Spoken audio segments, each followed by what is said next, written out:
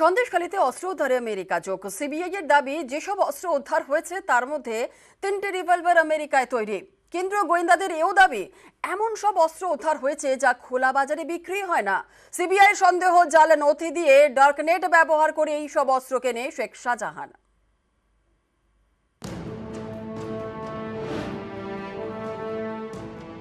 এই সেই বাড়ি। সিবিআই এর দাবি, শুক্রবার এই বাড়ির ঘরের মেঝে খুঁড়েই মিলেছে লুকোনো অস্ত্রের ভান্ডার। প্রচুর পরিমাণে আর্মস, গুলি, সেগুলি কিন্তু এই গর্ত থেকেই বের করে নিয়ে আসা, এবং দেখানোর চেষ্টা করব সেই খোঁড়া যে কংক্রিট, সেই কংক্রিট কিন্তু আবু তালেবের বাড়ির পাশেই ফেলে রাখা হয়েছে। শুক্রবার সন্দেশখালীতে হানা দেয় সিবিআই এবং এনএসজি। বিস্ফোরকের খোঁজে রোবটও নামায় এনএসজি। সিবিআই এর দাবি, আবু তালেব মোল্লা নামে এক ব্যক্তির ঘরের মেঝে খুঁড়ে উদ্ধার হয় অস্ত্র ভান্ডার। এবার সামনে এলো অস্ত্র ভান্ডারের সঙ্গে আমেরিকা যোগ।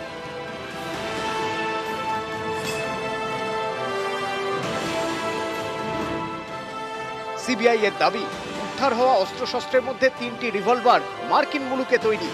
এখানেই তদন্তকারীদের প্রশ্ন, কেন বিদেশি আগ্নেয়াস্ত্র?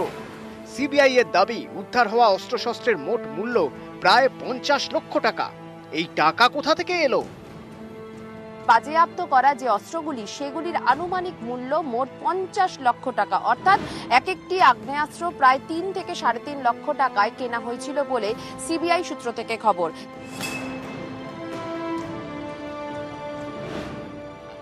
সিবিআই এর দাবি, উদ্ধার হওয়া অস্ত্রশস্ত্রের সিংহভাগই খোলা বাজারে বিক্রি হয় না। তাহলে সন্দেশখালীতে এইসব অস্ত্র এলো কোথা থেকে? সিবিআই এর সন্দেহ, জাল নথি দিয়ে ডার্ক নেট ব্যবহার করে এইসব অস্ত্র কেনে শাহজাহান। তারপর সেগুলি রেখে দেয় নিজের ঘনিষ্ঠের আত্মীয়ের বাড়িতে।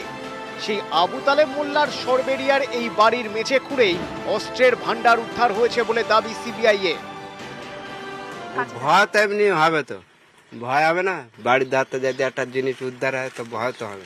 আমরা তো জীবনে কোনো সময় শুনিনি যে এরকম কিছু আর কেন আসে। এই যে অস্ত্রপাতি যেসব পেয়েছে, বোমটম, এসবগুলো তো আমরা জীবনে কোনো সময় দেখিও নি। আর এই কোথার থেকে আসলে তা কি করে বলবো, মানে আমরা চিন্তা করে পাচ্ছি না। কেন্দ্রীয় এজেন্সির এও দাবি, সন্দেশখালী থেকে উদ্ধার হয়েছে কোল্ড রিভলভার, যা শুধু পুলিশ ব্যবহার করে। তদন্তকারীদের প্রশ্ন, পুলিশের রিভলভার কিভাবে শাহজাহানের গড়ে? পুলিশের অস্ত্র কি তাহলে লুট হয়েছিল, নাকি অন্য কোনোভাবে পুলিশের রিভলভার শাহজাহানের ডেরায়?